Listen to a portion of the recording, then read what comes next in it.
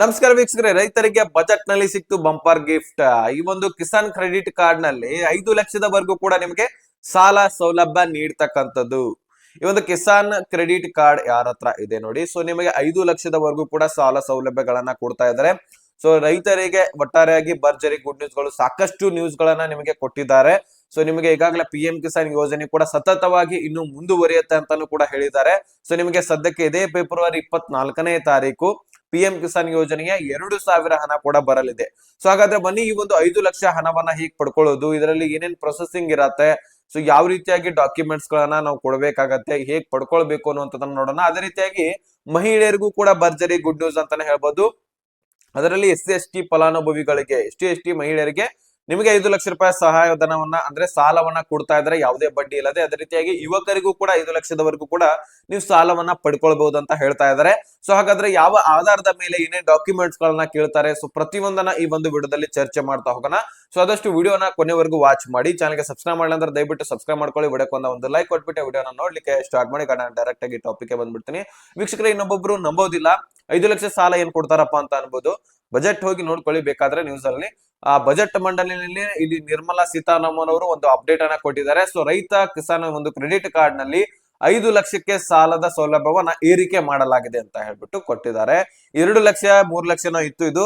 So ಸುಮಾರು 5 ಲಕ್ಷದವರೆಗೂ ಕೂಡ ನಿಮಗೆ ಸಾಲ ಸೌಲಭ್ಯವನ್ನ ನಾವು ಕೊಡ್ತಾ ಇದೀವಿ, ಯಾವುದೇ ಹೆಚ್ಚಾಗಿ ಬಡ್ಡಿ ಇಲ್ಲದೆ.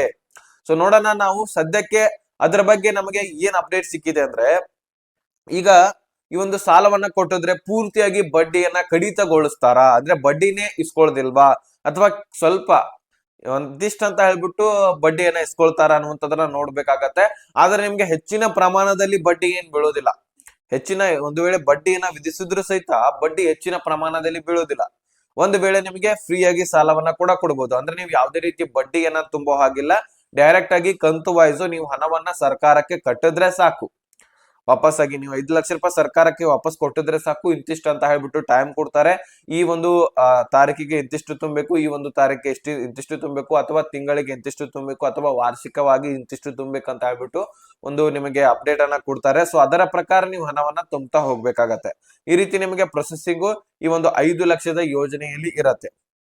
5 ಲಕ್ಷ ನಿಮಗೆ ರೈತರಿಗೂ ಸಿಗತ್ತೆ, ಈ ಕಡೆ ಯುವಕರಿಗೂ ಸಿಗತ್ತೆ, ಈ ಕಡೆ ಮಹಿಳಾ ಫಲಾನುಭವಿಗಳಿಗೂ ಕೂಡ ಸಿಗತ್ತೆ. ಸೊ ಈ ರೀತಿ ನಿಮಗೆ ಬೆಸ್ಟ್ ಸ್ಕೀಮ್ಸ್ ಗಳನ್ನ ಇಲ್ಲಿ ಕೇಂದ್ರ ಸರ್ಕಾರ ತರ್ತಾ ಇರುವಂತದ್ದು ಬಜೆಟ್ ಮಂಡನೆಯ ಮುಖಾಂತರ. ಸೊ ಬಜೆಟ್ ನಲ್ಲಿ ಈಗಾಗಲೇ ಇಂತಿಷ್ಟು ಅಂತ ಹೇಳ್ಬಿಟ್ಟು ತೆಗೆದಿಟ್ಟು ಬಿಡ್ತಾರೆ ನಿಮಗೋಸ್ಕರ. ಯಾರು ಬೇಕಾದ್ರೂ ಕೂಡ ಅರ್ಜಿ ಸಲ್ಲಿಸಿಕೊಂಡು ನೀವು ಪಡ್ಕೊಳ್ಬಹುದಾಗಿರುತ್ತೆ. ಸೊ ಹಾಗಾದ್ರೆ ಇದನ್ನ SC/ST ಮಹಿಳೆಯರಿಗೆ ಮಾತ್ರ ಅಂತ ಹೇಳಿದ್ದಾರೆ. ಅದೇ ರೀತಿಯಾಗಿ ಯುವಕರಿಗೆ, ಇಂದಿನ ನಾವು ಬೆಳಿಬೇಕಪ್ಪ, ನಾವೇನಾದ್ರೂ ಮಾಡ್ಬೇಕಂತ ಹೇಳ್ಬಿಟ್ಟು ಇರುವಂತಹ ಯುವಕರಿಗೆ ಒಂದು ಕೊಡ್ತಕ್ಕಂಥದ್ದು, ಅದೇ ರೀತಿಯಾಗಿ ರೈತರಿಗೆ ಕೊಡ್ತಕ್ಕಂಥದ್ದು. ಸೊ 3 ಫೀಲ್ಡ್ ನಮ್ಮಲ್ಲಿ ಬಹಳ ಒಂದು ಉನ್ನತಿ, ಯಾಕಂದ್ರೆ ಹೊಂದಬೇಕಾಗಿರುವಂತವ್ರು. ರೈತರಿಗೂ ಕೂಡ ಕಷ್ಟ ಇರತ್ತಾನೆ. ಸೊ ಅವ್ರಿಗೆ ಏನಾದ್ರು ಮಾಡ್ಬೇಕಂತ ಇದ್ರೆ ಹಣದ ಸೌಲಭ್ಯ ಸಿಗ್ತಾ ಇರೋದಿಲ್ಲ. ಸೊ ಅವ್ರಿಗೂ ಕೂಡ ಒಂದು ಸ್ವಲ್ಪ ಮುಂದೂಡ್ತಕ್ಕಂಥದ್ದು, ಅಂದ್ರೆ ಒಂದ್ ಸ್ವಲ್ಪ ಸರ್ಕಾರ, ಕೇಂದ್ರ ಸರ್ಕಾರ ಎಲ್ಲ ಒಂದ್ ಸ್ವಲ್ಪ ಟಚ್ ಮಾಡ್ತಕ್ಕಂಥದ್ದು, ಮಾಡಪ್ಪ ನೀನ್ ಅಂತ ಹೇಳ್ಬಿಟ್ಟು ಬೆನ್ ತಡ್ತಕ್ಕಂಥದ್ದು. ಅದೇ ರೀತಿಯಾಗಿ ಇಂದಿನ ಯುವಕರಿಗೆ ನಾನು ಏನಾದ್ರೂ ಖುದ್ದಾಗಿ ಮಾಡ್ಬೇಕು, ನಾನು ಸ್ವಂತ ಬಿಸ್ನೆಸ್ ಮಾಡ್ಬೇಕು ಅಂತ ಅನ್ನೋರಿಗೆ ಎಲ್ಲಿ ಹಣದ ಸೌಲಭ್ಯ ಸಿಗ್ತಾ ಇರೋದಿಲ್ಲ, ಹಣದ ಧನ ಸಹಾಯ ಸಿಗ್ತಾ ಇರೋಲ್ಲ. ಅಂತದ್ರಲ್ಲಿ ಸರ್ಕಾರ ಕೈ ಹಚ್ತಾ ಇರುವಂತದ್ದು, ಸೊ ಮತ್ತಷ್ಟು ಬೆನ್ನನ್ನ ತಡ್ತಾ ಇರುವಂತದ್ದು, ಇದು ಇಂಥದ್ದು ಬೇಕಾಗಿರುವಂತದ್ದು ನಮಗೆ. ಈಗ ನಮ್ಮ ರಾಜ್ಯ ಸರ್ಕಾರ ಮಾಡ್ತಾ ಇದೆ, ಇಲ್ಲ ಅಂತ ಅನ್ನೋದಿಲ್ಲ. ಆದಷ್ಟು ನಮ್ಮ ಸರ್ಕಾರ ಈ ರೀತಿ ಹಣ ಕೊಡೋದಾಗಿರ್ಲಿ, ಫ್ರೀ ಆಗಿ ಕೊಡೋದಾಗಿರ್ಲಿ ಅಂತ ಹೇಳೋದಾದ್ರೆ ನಮಗೆ ಸರ್ಕಾರದ ಆರ್ಥಿಕ ಪರಿಸ್ಥಿತಿಗೆ ಹೊಡೆತ ಬೀಳತ್ತೆ ಡೆಫಿನೆಟ್ಲಿ. ಆದಷ್ಟು ನಾವು ಬೆಳವಣಿಗೆ ಆಗಿರ್ಬೇಕು, ಸರ್ಕಾರದ ಬೆಳವಣಿಗೆ ಕೂಡ ಆಗಿರ್ಬೇಕು. ಈಗ ನೋಡಿ, 5 ಲಕ್ಷ ರೂಪಾಯಿ ನಮಗೆ ಕೊಟ್ಬಿಟ್ರೆ ನಾವು ಇಂತಿಷ್ಟ ವರ್ಷದಲ್ಲಿ ನಾವು ಸರಿಯಾಗಿ ನಮ್ಮ ಬಿಸ್ನೆಸ್ ಮಾಡಿಸ್ಕೊಂಡು, ಅಥವಾ ಏನಾದ್ರೂ ಒಂದು ನಮ್ಮ ಕೆಲಸ ಕಾರ್ಯಗಳನ್ನ ಮಾಡ್ಕೊಂಡು ಇಂತಿಷ್ಟ ಅಂತ ಹೇಳ್ಬಿಟ್ಟು ಯಾವುದೇ ಬಡ್ಡಿ ಇಲ್ಲದೆ ತುಂಬ್ತಾ ಹೋದ್ರೆ ನಮಗೂ ಪ್ರಾಬ್ಲಮ್ ಇಲ್ಲ, ನಮಗೂ ಫ್ರೀ ಆಗಿ ಹಣ ಸಿಕ್ಕಂಗ ಆಗತ್ತೆ. ಸೊ ನಮ್ಗೆ ಯಾವಾಗ ನಮ್ಗೆ ಇಂತಿಷ್ಟ ಆಗತ್ತೆ ಅಂತ ಹೇಳ್ಬಿಟ್ಟು ತುಂಬ್ತಾ ಹೋದ್ರೆ ನಡೆಯುತ್ತೆ. ಇದರಿಂದ ವಾಪಸ್ಸಾಗಿ ಸರ್ಕಾರದ ಹಣ ಸರ್ಕಾರಕ್ಕೆ ಸಿಗತ್ತೆ. ಅವ್ರದ್ದು ಹೇಗ್ ನಡೀತಾನೆ ಇರತ್ತೆ. ಈ ಕಡೆ ನಮಗೂ ಕೂಡ ಹೆಲ್ಪ್ ಆದಂಗ ಆಗ್ಬಿಡತ್ತೆ.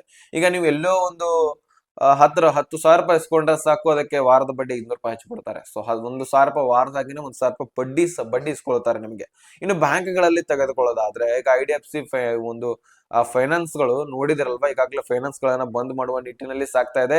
ಸೊ ರೌಡಿಸಮ್ ಗಳು ಕೂಡ ನಡೀತಾ ಇದೆ. ಯಾಕಂದ್ರೆ ವಸೂಲಿಗೆ ಹಣ ಕೊಡದೇ ಇರುವಂತಹ ಕಾರಣಕ್ಕಾಗಿ ಮಿಡಲ್ ಕ್ಲಾಸ್ ಜನರು ಈಗ ನೋಡಿ, ದಿನಕ್ಕೆ ಒಂದು ದಿನ ಡಿಲೇ ಆಯ್ತಪ್ಪ, ಒಂದು ದಿನ ನನಗೆ ಹಣ ತುಂಬಲಿಕ್ಕೆ ಲೇಟ್ ಆಯ್ತಂದ್ರೆ 500 ರೂಪಾಯಿ ಬಡ್ಡಿ ಹಚ್ಚಿ ಬಿಡ್ತಾರೆ ಒಂದು ದಿನಕ್ಕೆನೆ.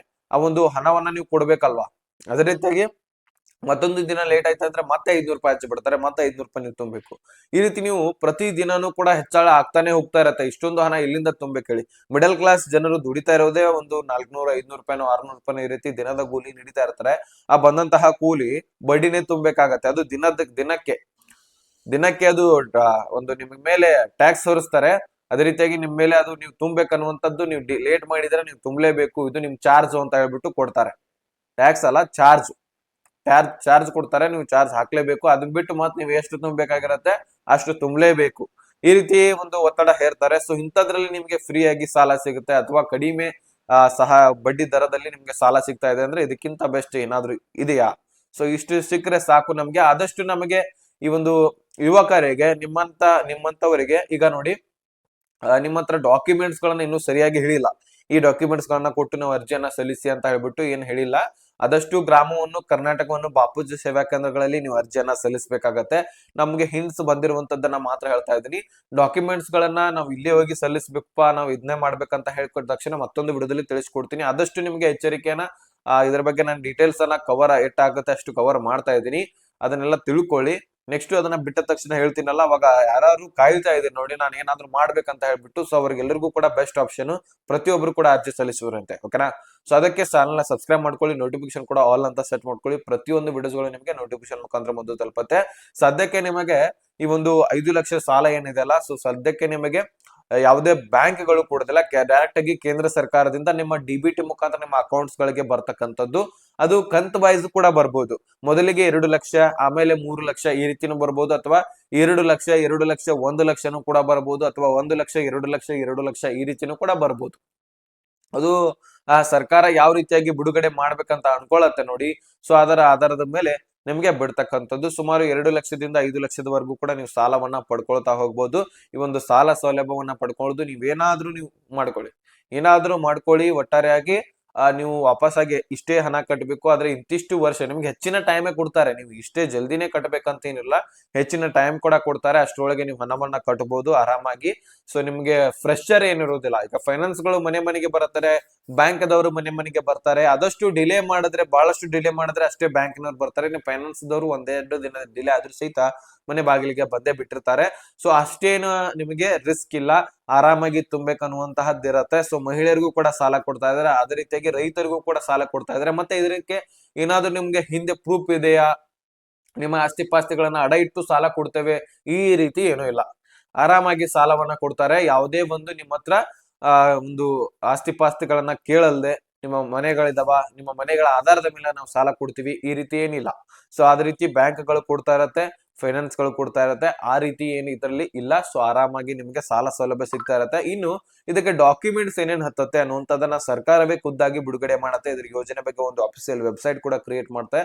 ಸೊ ಒಂದು ವೆಬ್ಸೈಟ್ ನಲ್ಲಿ ಏನ್ ಬಿಡುಗಡೆ ಮಾಡ್ತಾರೆ ನೋಡಿ, ಅದನ್ನ ನಾನು ನಿಮ್ಗೆ ಕ್ಲಿಯರ್ ಆಗಿ ತಿಳಿಸ್ಕೊಡ್ತೀನಿ. ಸೊ ಅವಾಗ ನೀವು ಅರ್ಜಿಯನ್ನ ಸಲ್ಲಿಸ್ಬಿಟ್ಟು ಇದರಲ್ಲಿ ನೀವು ಫಲಾನುಭವಿಗಳಾಗಿ ಆ ಒಂದು ಏನಾದ್ರೂ ಯೂಸ್ ಮಾಡ್ಕೊಳ್ಬಹುದು, ಓಕೆನಾ? ಸೊ ಇಷ್ಟು ಅಪ್ಡೇಟ್ ಕೊಡ್ಬೇಕಾಗಿತ್ತು, ಕೊಟ್ಟಿದ್ದೀನಿ. ಅರ್ಥ ಆಗಿದೆ ಅಂತ ಅನ್ಕೊಳ್ತೀನಿ. ಮುಂದಿನ ಮಾಹಿತಿ ಒಂದು ಶಿವನ ಅಲಿಸ್ತೇನೆ. ಕಬ್ಬ ಬಿಡಿಗೆ ಫ್ರೆಂಡ್ಸ್.